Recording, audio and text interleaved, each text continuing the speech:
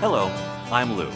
Thanks for visiting Toastmasters International to learn more about gestures and body language.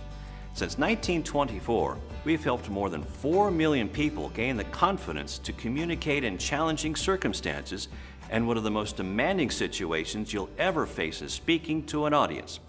Here are some time-tested tips to help you prepare so that you feel empowered to impress others. As a speaker, you know that the messages your words convey can be helped or hurt by the messages your body sends. To be truly successful in communication, you must be in command of your hand gestures, posture, facial expressions, and overall body language. Today, I'm going to share some great tips that will help you master your movements.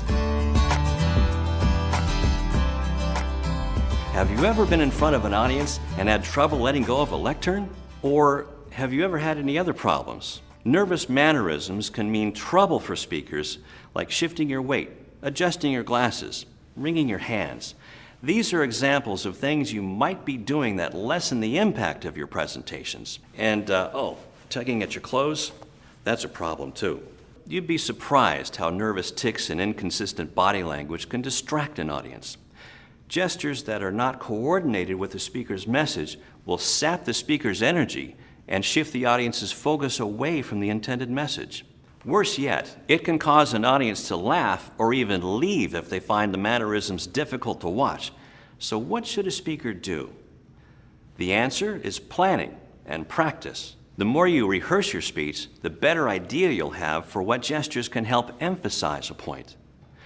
For example, if you want to explain to a group that your new cell phone is the size of a baby bird, you could make a cradling gesture by cupping both hands together and hold them out to be viewed. This descriptive gesture conveys the message of size while supporting the metaphor of a tiny baby bird that requires gentleness. Knowing that you're going to perform this gesture at a targeted moment in your speech will guide you as you prepare. And when you perform planned gestures in a speech, you'll be able to channel nervous energy into constructive movements that help your ideas. Now, what kinds of gestures should you imagine when planning a speech? Think of them in 4 major groups. First, descriptive gestures, like the baby bird cradle, help make your words more clear. They can help describe things like the size, shape, and location of objects you're discussing. Second, emphatic gestures underscore what you're saying. They show strong emotion about something, such as a clenched fist that might show anger or determination.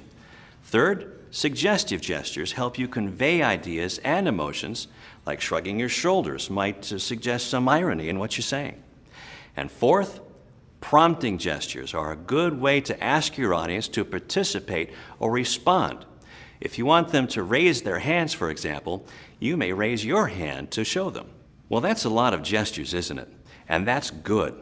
For all the choices, you can select those gestures that naturally fit what you want to say.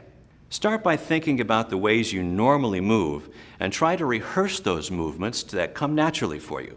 And if you feel you have to force something that doesn't come out of your instinctive whole body movements, think of some other gesture or movement that feels more natural to your style. Once you let go of the lectern and begin to move around, you can take note of which movements help get your message across.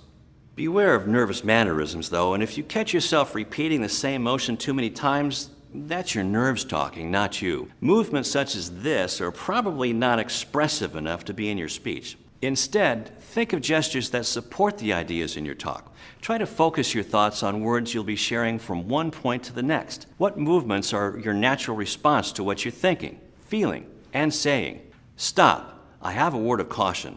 Be careful that your gestures are culturally sensitive to your audience. Some gestures are offensive in one culture and not in another. It's important to know your audience and then plan your gestures in terms that they can understand and accept. Coordinating gestures, eye contact, and walking can be a challenge. Just remember that you'll have trouble making eye contact while walking across the stage, so limit the number of times you walk. When you arrive at a destination, be sure to stay there and make eye contact. You can perfect this technique with practice. With your planned and rehearsed gestures, you'll be able to let go of the lectern in no time and give your speech the impact it deserves. For more information on gestures and body language, please visit a Toastmasters Club. Find a location near you at toastmasters.org.